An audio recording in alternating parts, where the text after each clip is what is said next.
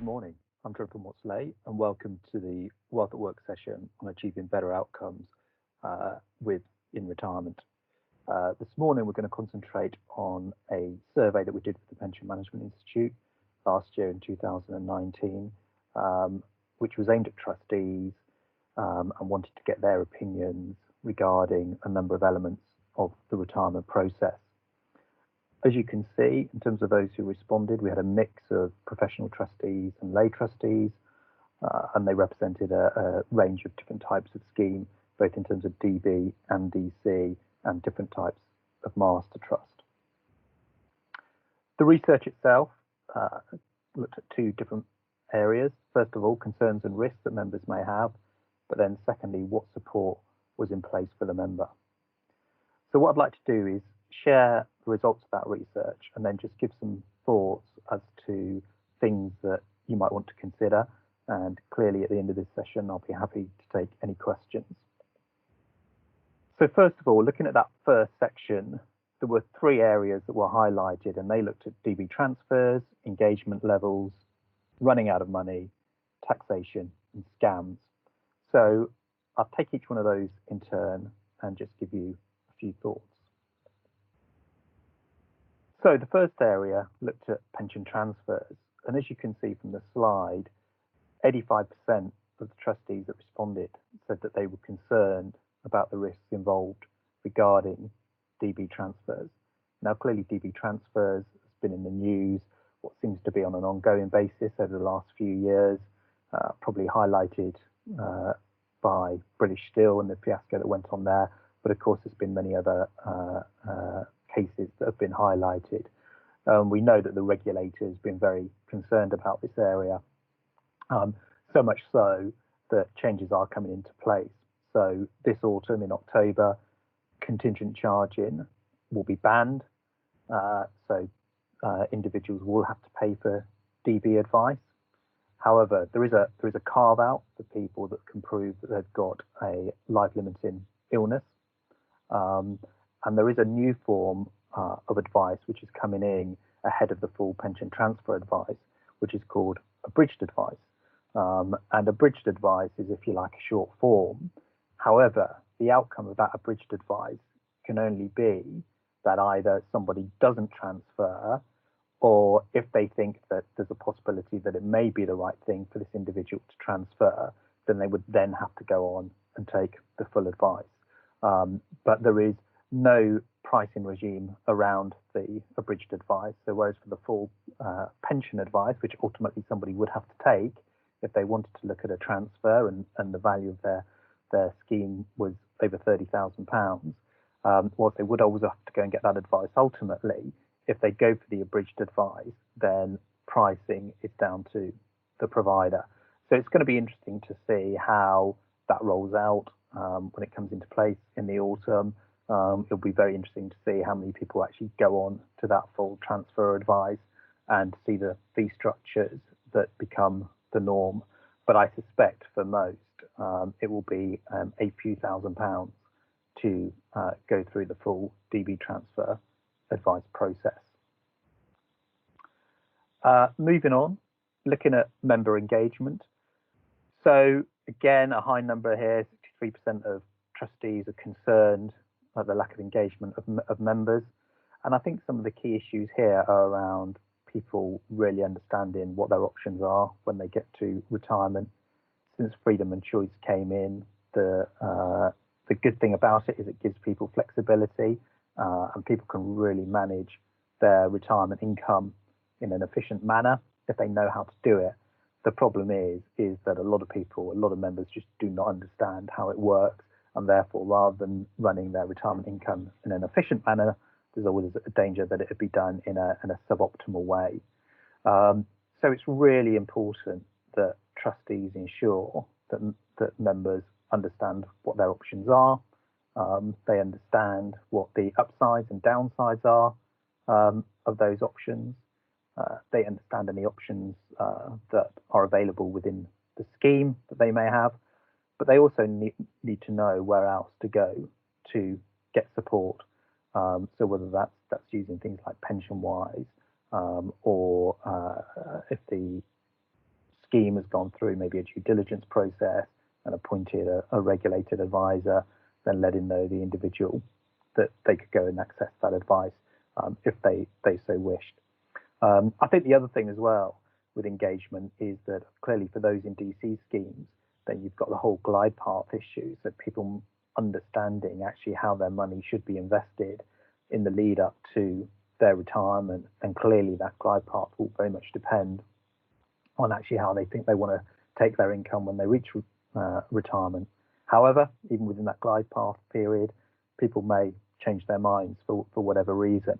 So it does show that in the lead up, in the years, maybe 10 years in the lead up to retirement and at the point of retirement, people do need to have a lot of support.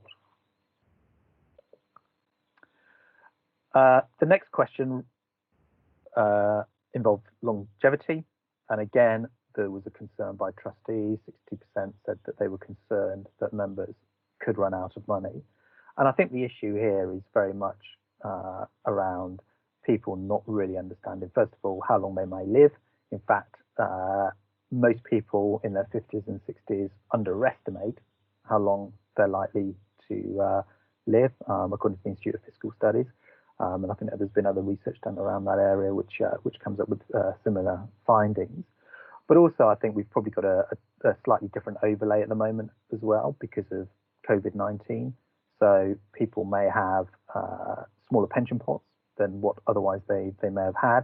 So that raises questions in its own right as to, well, how can they make that money last if they're still going to retire at the same time?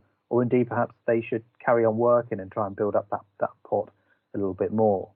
I think there's other issues as well around household income levels suffering at the moment. So we do know that there's been quite a lot of people inquiring about whether they can access their pension, but not because they're planning to retire, but because they see it as a way of supplementing that reduced household income. So again, if they did that, then that could have a long-term impact on the income that they get in retirement. So there's a lot of issues around longevity and what may impact it. Not least, of course, the fact that people don't know ultimately how long they are going to live, and they don't know what health necessarily they're going to be in. And so trying to look forward maybe 25, 30 years from the point that you retire is pretty much impossible as it would be at any other time in your life. So it does demonstrate as well that a lot of retirement income, that process needs to be managed. So that's another thing that people need to understand how that might be achieved. Moving on, so tax implications. So again, a very high number of trustees that are concerned that members do not understand the tax implications of taking their pension. And I think, again, there's two or three variables to consider here. The first one is the fact that people may just withdraw all their pension money in one go, and therefore end up with a big tax bill. We've certainly seen examples of where somebody has been a basic rate taxpayer their whole life. They then take all their pension out, and for that tax year, they become a higher rate taxpayer. And often they're the people that can least afford to be paying more tax than they need to. So there's a whole issue around that and people's understanding. Of course, there's a knock-on effect as well for things like the money purchase annual allowance as well. If people are taking money out, but still working, as I mentioned before, then of course that could be an impact on them that they hadn't realised. And I think for some people as well, there's the whole inheritance tax position as well, because people will probably intuitively think that in retirement they will use their pension to get income. But of course, some people that are lucky enough to have other asset types, it may actually be better that they draw on those other assets before they draw on their pension because of the inheritance tax benefits, or at least a combination of both. So again, there's issues like that need to be understood. So if we move on to the next area, so this was pension scams. So as you can see by the number there, big area of concern. 88% of trustees were very concerned about this. And it's not surprising, again, a bit like the DB transfer issues, this has been kicking around for a long time now. There's various data sources out there which shows how people have been scammed. And I guess the first thing to note here is that there's there's two different things that are going on here, really. One is where it is pure fraudulent activity, and the other is where it may be legitimate activity, but you're going into unregulated investments, or you're going into investments that are just not suitable or appropriate for someone who's going in to retirement and needing to raise an income. So I guess there's two distinct groupings there that people need to understand. Of course, the regulator has been on this as well and has been making some very clear statements that trustees need to step up and ensure they do everything they can to protect members against scams. So I think this is one that is likely to be a big issue this year, because we know that there have been more scams, again, because of COVID-19. So people like Action Fraud, people like the City of London Police have all talked about how financial fraud has gone up, and we know a proportion of that is to do with pensions. So this is really one that needs urgent action. So that was the first section. Now let's go on to the second section, looking at member support. So here it looks at what support has been put in place by trustees for members, covering, first of all, financial education, secondly, financial guidance, thirdly, regulated advice. And then the last question looked at what are the options within the workplace that are made available in terms of how people can generate an income. So again, let's go through these one by one, and I'll raise a few points. So the first one here with financial education, this is quite interesting, because what you'll see from the slide is that 63% of trustees said that they do not provide any financial education.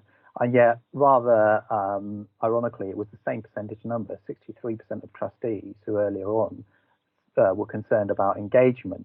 Now, we do know that financial education is one of the key ways to educate people around their pensions, putting up passive websites, putting on pension calculators that people don't know why they should be using them or what benefit they are. We know it has single-digit percentage take-up in most cases, whereas financial education can have massive take-up and then can actually encourage people to go and use some of those other resources, so things like pension calculators, because actually in the education process, they will be demonstrated, people will understand why they should use them, and some of the variables within them, and decisions, therefore, that they may want to take about their personal situation.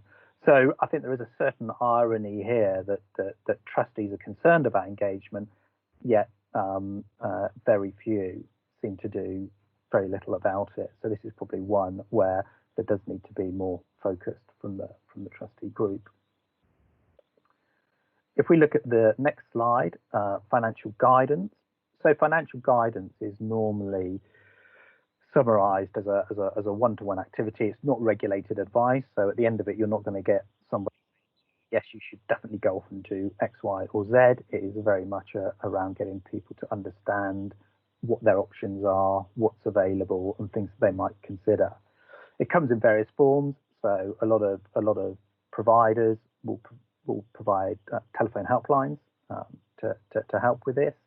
Of course, there's the government support through things like PensionWise, and we actually launched a service 3 or 4 years ago now, which we call the Retirement Income Option Service, which is a guidance service which goes through all those second line of defence issues, so some of which we discussed earlier. So getting people to understand longevity, getting them to understand taxation issues, getting them to understand actually what options they have when they go into retirement. It can cover specifics of the scheme that they're currently in as well, and that produces a report with a number of things for them to think about and resources that they can then go off and access or look at. So that is becoming quite popular now. And one of the interesting things we know about guidance, and it's also true of financial education as well, is that when people have gone through a process, and whether this be PensionWise or through the services we offer, or indeed others, there is always a positive outcome in terms of the feedback that that member gives. Members never turn around and say, well, that was a complete waste of my time. What they tend to turn around and say is, wow, that's just shown me so many new things that I've never considered, I didn't understand, and I really now understand how that may help me in terms of making future decisions. And of course, one of those decisions that they may decide to take is regulated financial advice. So let's move on to that. And I guess what's interesting here is that people that have gone through a financial education or guidance process are much more likely to then go on and use regulated financial advice. So in some ways, this is slightly counterintuitive, because you would think that someone already has gone through some sort of process, their knowledge levels would have increased, therefore they will be less likely to need regulated advice.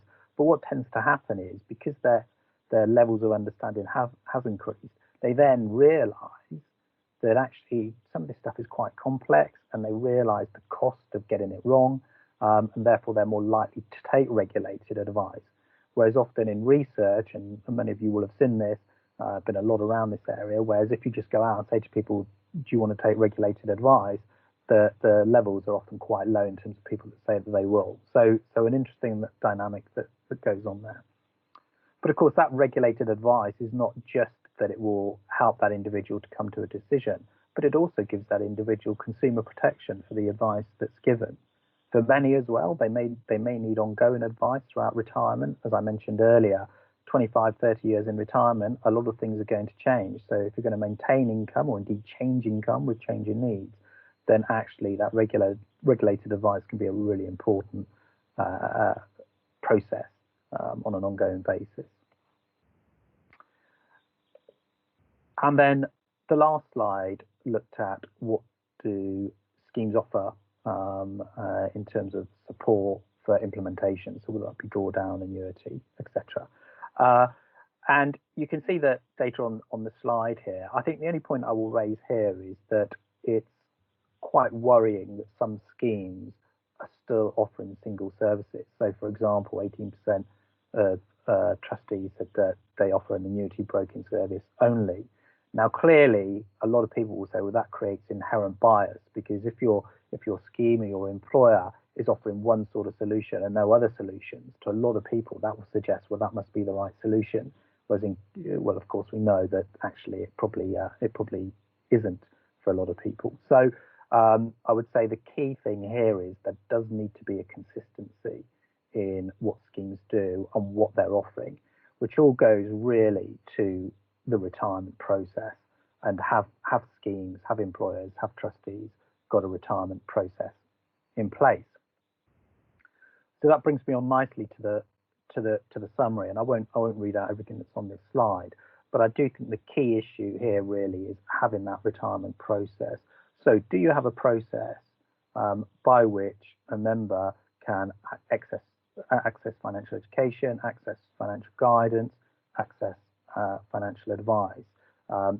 Has the scheme gone out and looked at providers, done a proper due diligence process, negotiated preferential pricing, so that there is a good structure that individuals can follow, no matter where they end up in terms of how they want to take their retirement income ultimately. Now, the good news is a lot more schemes are now doing this. A lot of employers are putting it in place as well. And I think it's because it's been realised that by saying to individuals, we'll just go off into the ether and make a decision, or go and find an advisor on one of these websites, which are highly governed by how much the advertisers pay in the first place. So it's not necessarily a good judgment on the quality of what's going to be delivered.